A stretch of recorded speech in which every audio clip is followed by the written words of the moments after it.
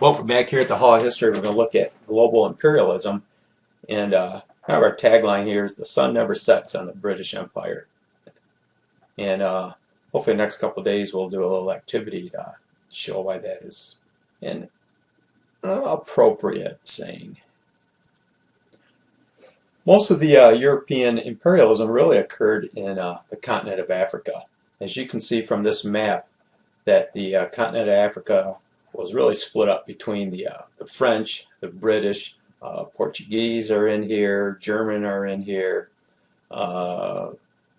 Italian are in here, and they found that Africa was a place to go.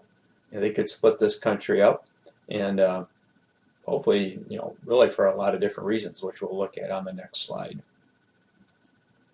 And here are many of the reasons why the European countries wanted to really to colonize and to have a imperial motives. Nationalism, pride in your country. Believe it or not, some missionary activity.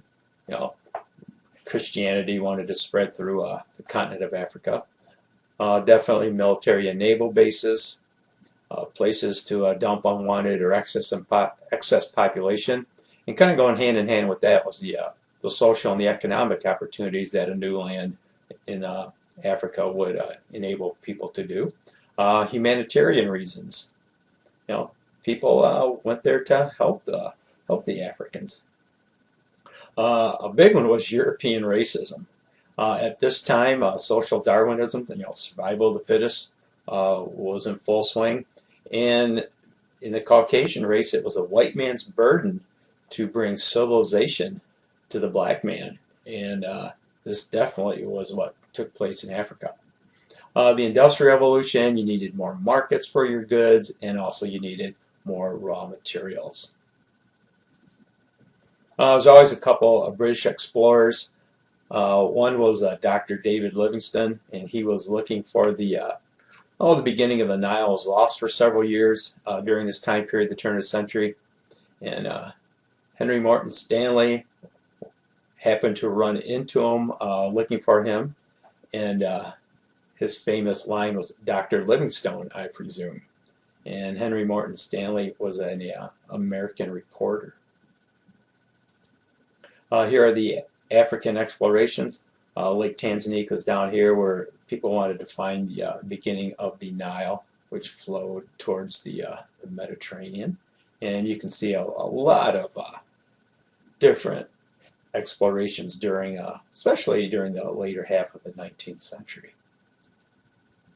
It's interesting, it was the whole idea of a white man's burden, very racist concept, but the white man was supposed to go to the dark corners of the earth and to advance the people that were in these areas. And Africa definitely fit that bill.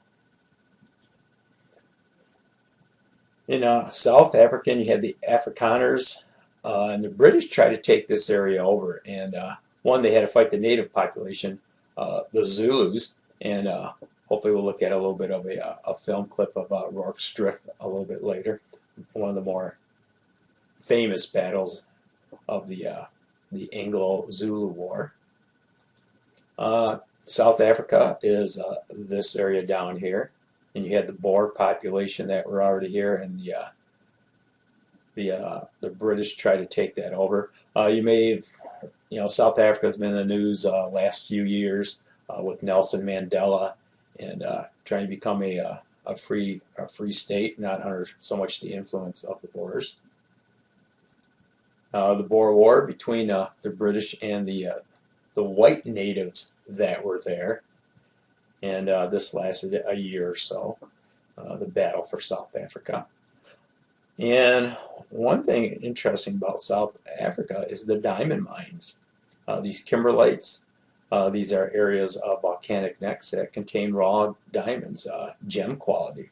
De Beers out of the Netherlands, one of the, or if not the largest diamond importer and seller of gem quality diamonds in the world. Most of the diamonds come from here. There's been many movies talking about the diamond mines here, the whole idea of not buying blood diamonds, and you can investigate those things on your own if you wish. One person during this Boer War kind of made himself somewhat famous was Winston Churchill, who was a reporter and was actually captured by the Boers until he was released. Winston Churchill later on got his fame during World War II, and we'll look at him in a little more detail as we get into World War II. One other country that had global imperialism on their mind was the country of Japan. They saw what the Europeans were doing, and Japan wanted to play with the big boys, and so then they started carving out parts of China for themselves. Well, while all this was going on, the United States saw this, and that's why the United States started during this time period their own ideas of imperialism.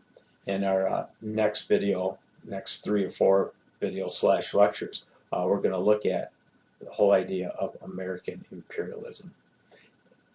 And that will finish it for today.